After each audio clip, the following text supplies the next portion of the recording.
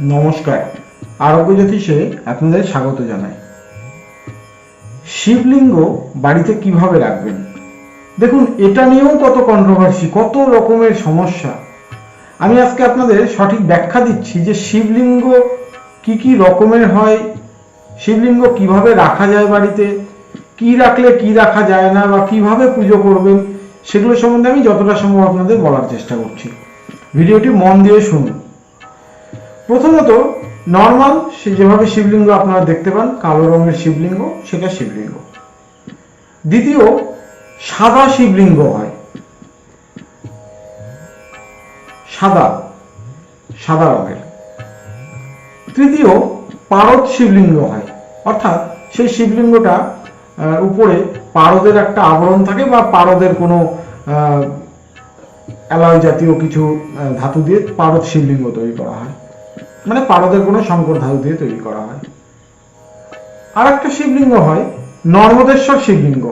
এই নর্মদেশ্বর শিবলিঙ্গ নর্মদা নদী থেকে আসে। নর্মদা নদী থেকে আসার ফলে এই শিবলিঙ্গগুলো অনেক সময় গোলাকার আকৃতি হয়, বা অনেক সময় সাধারণ শিবের মতো একটু লম্বা আকৃতিরই হয়। এটা নর্মদা নদী থেকে আসে। তো এই যে ধরনের শিবলিঙ্গগুলো, এগুলো সবগুলোই আপনি বাড়ি থেকে রাখতে পারবেন। দেখুন, শিবলিঙ্গ সর্বদাই বেজোড় সংখ্যায় ঘরে রাখা উচিত। মানে ধরুন, আপনার বাড়িতে আপনি একটি শিবলিঙ্গ রেখেছেন, ভালো কথা, দুটি রাখবেন না, তাহলে তিনটি রাখুন। কারণ শিবলিঙ্গ কখনো জোড়ায় রাখতে হয় না, শিবলিঙ্গ বেজোড় সংখ্যায় রাখতে হয়। একটা রাখা সবচেয়ে ভালো। যদি একের বেশি রাখতে হয় তাহলে আপনি তিনটে শিবলিঙ্গ রাখুন, কিন্তু দুটো রাখবেন না, বা চারটে রাখবেন না। সাধারণ যে শিবলিঙ্গ যদি কারো বাড়িতে থাকে, অনেকেই বলে যে সাধারণ শিবলিঙ্গ থাকলে নাকি পারদ শিবলিঙ্গ বা সাদা শিবলিঙ্গ বা নর্মদেশ্বর শিবলিঙ্গ রাখা যায় না। এটা ভুল ধারণা। আপনি সাধারণ শিবলিঙ্গের পাশে নর্মদেশ্বর শিবলিঙ্গের আলাদা করে পুজো করতে পারেন, কিন্তু পারদ শিবলিঙ্গ বা সাদা শিবলিঙ্গ এই দুটোর ক্ষেত্রে কিছু বাধ্যবাধকতা রয়েছে।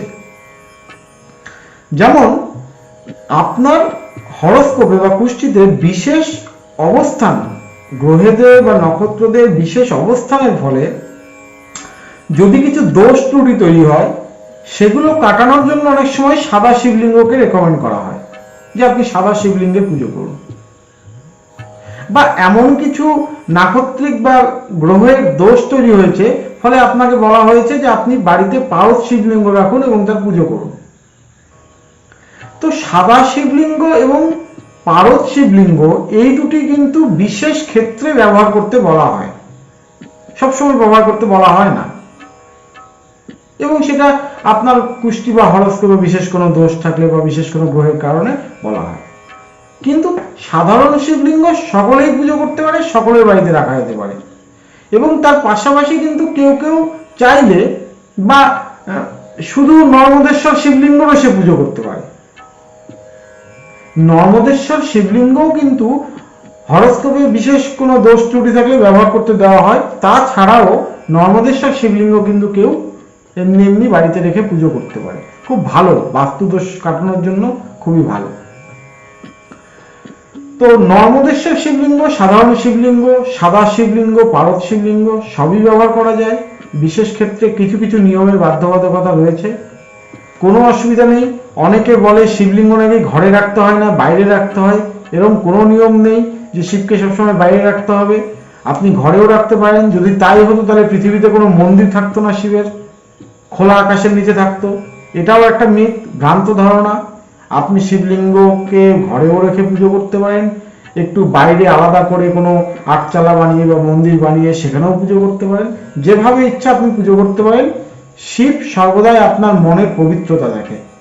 আপনার নিয়মের যে কতটা আপনি নিয়ম করছেন সেটা পরে, প্রথমে আপনার মনের পবিত্রতা কিন্তু শিব দেখে। এই জন্যই তো শিবকে সাদা শিব বলা হয়।